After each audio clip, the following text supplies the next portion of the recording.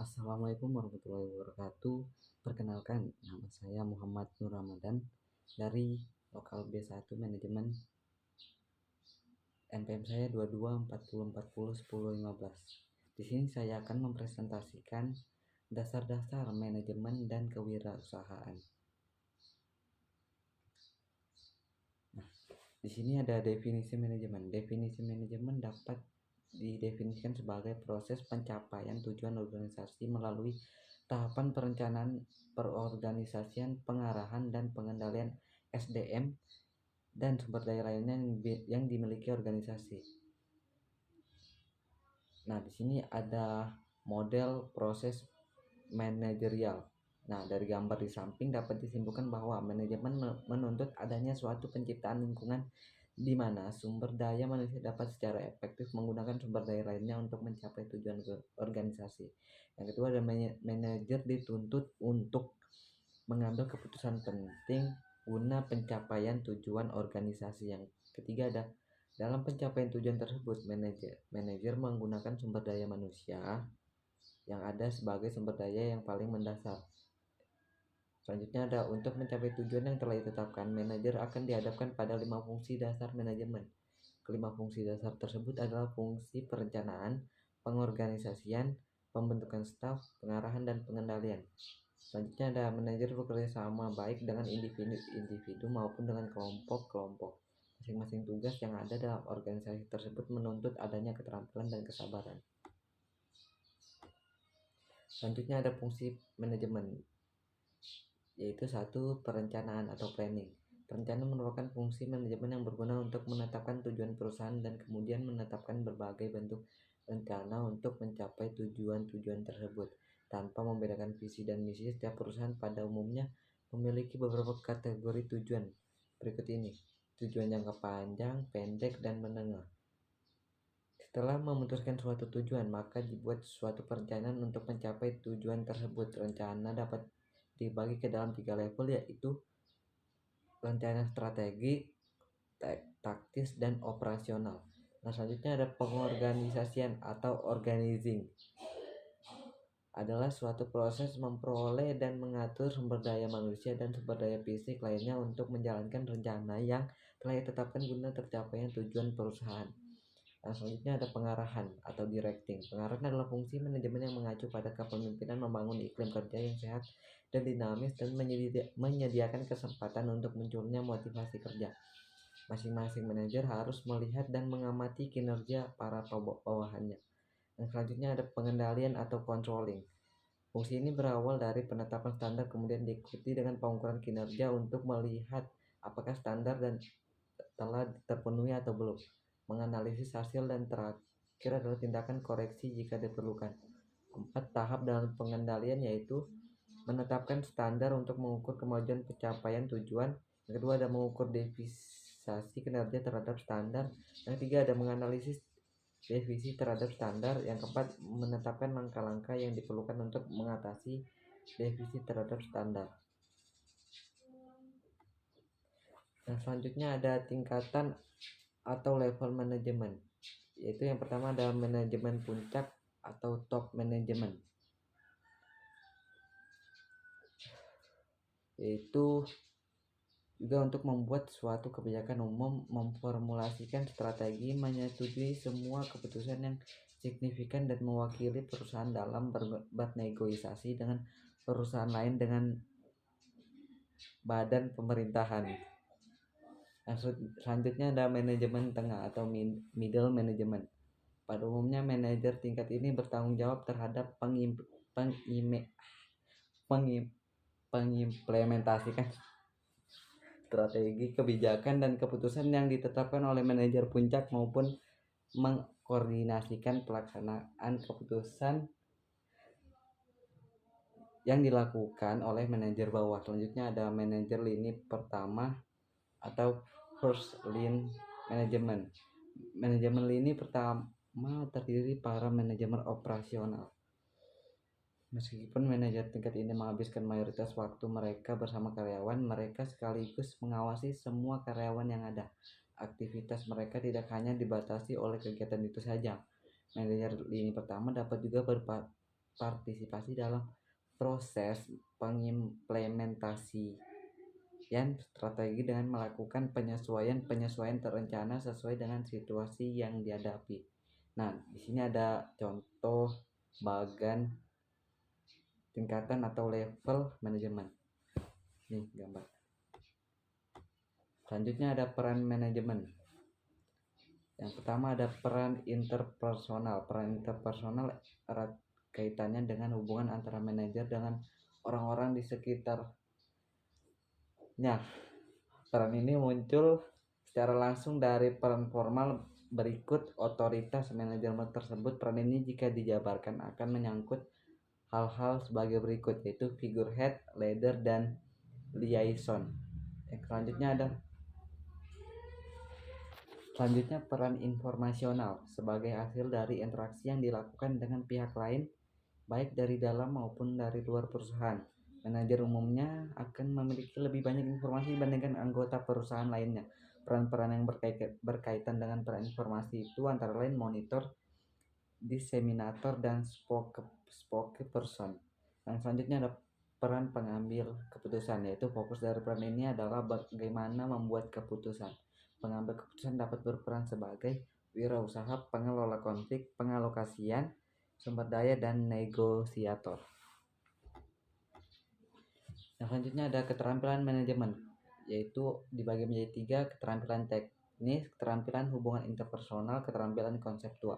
Nah, keterampilan teknis yaitu menyangkut pengetahuan dan kemampuan manajer untuk menggunakan berbagai macam proses, prosedur, teknik, alat, dan metode yang diperlukan untuk memenuhi suatu tuntutan tugas. Yang selanjutnya ada keterampilan hubungan interpersonal mengacu pada kemampuan manajer untuk memimpin, memotivasi, dan berkomunikasi dengan orang-orang di sekitarnya agar tujuan tercapai. Yang selanjutnya ada keterampilan konseptual mengacu pada kemampuan manajer untuk memandang organisasi sebagai suatu keseluruhan dan memahami bagaimana masing-masing bagian berhubungan dan bergantung satu sama lain.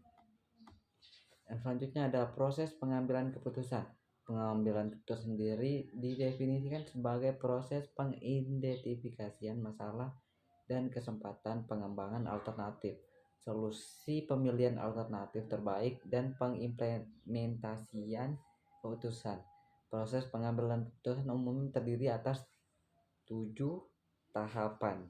Yang pertama identifikasi masalah dan kesempatan, yang kedua ada identifikasi faktor pembatas, yang ketiga ada menentukan alternatif pemecahan yang potensial, yang keempat ada menganalisis alternatif, yang kelima menyeleksi alternatif, yang keenam mengimplementasikan solusi, yang ketujuh menetapkan sistem pengendalian dan evaluasi.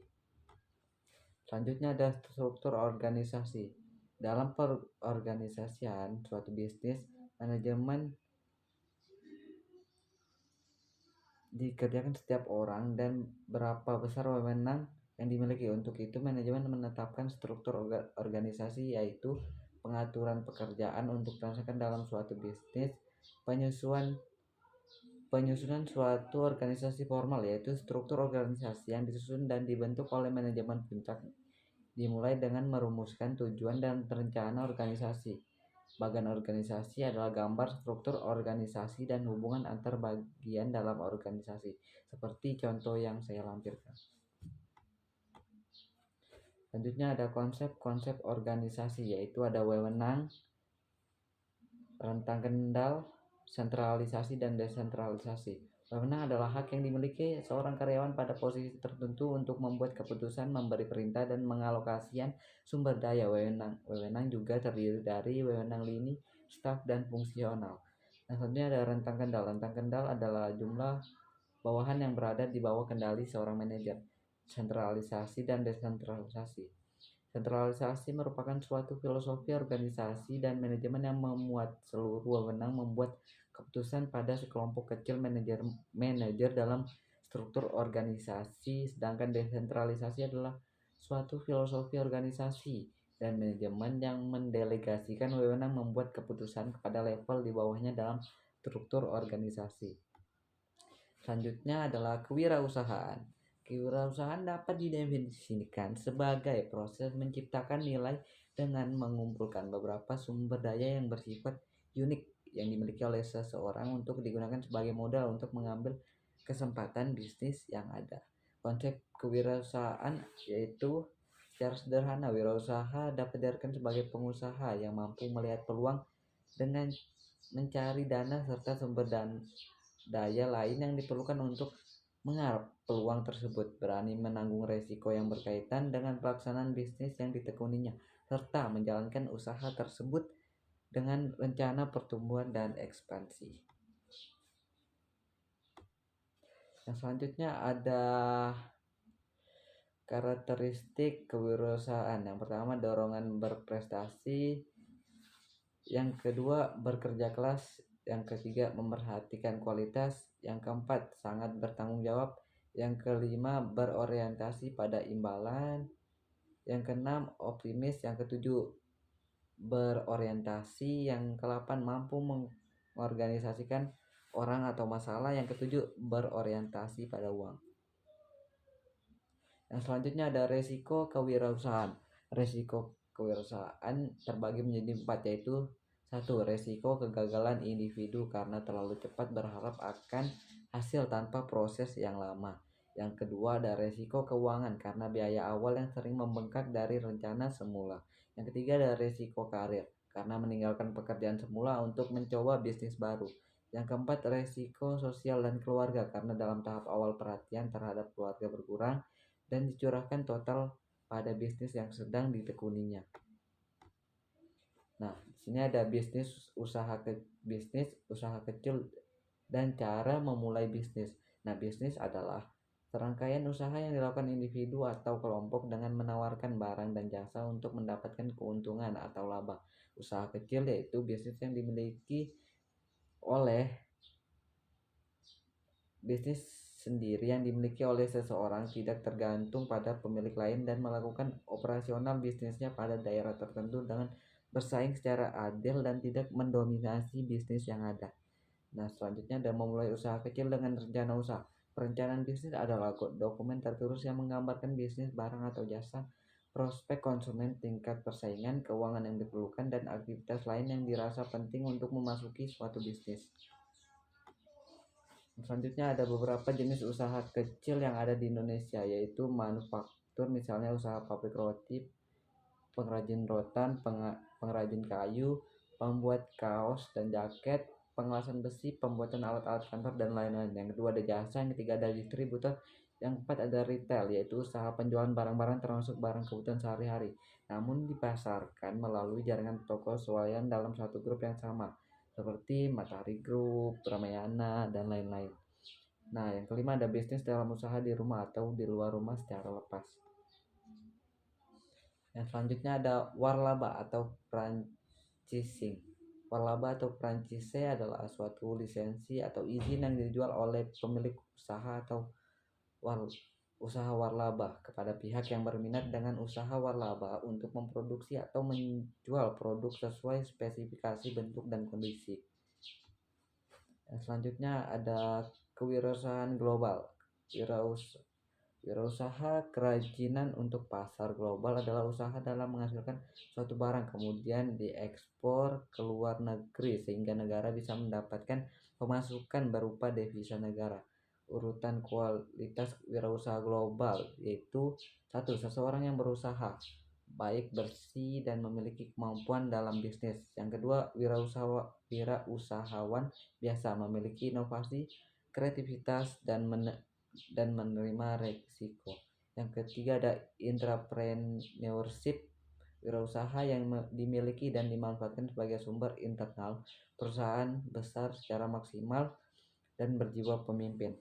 Yang keempat ada ultrapreneurship atau wirausaha plus yang menggunakan keterampilan dan intelektual dan sumber daya secara sekaligus. Yang kelima ada ecopreneur, wirausahaan plus yang memandang berwawasan lingkungan. Terima kasih. Mohon maaf jika dalam penyampaian presentasi ini ada salah kata, terbelit-belit. Saya mohon maaf. Wabillahi taufiq saya tutup. Wabillahi taufiq wal hidayah. Wassalamualaikum warahmatullahi wabarakatuh.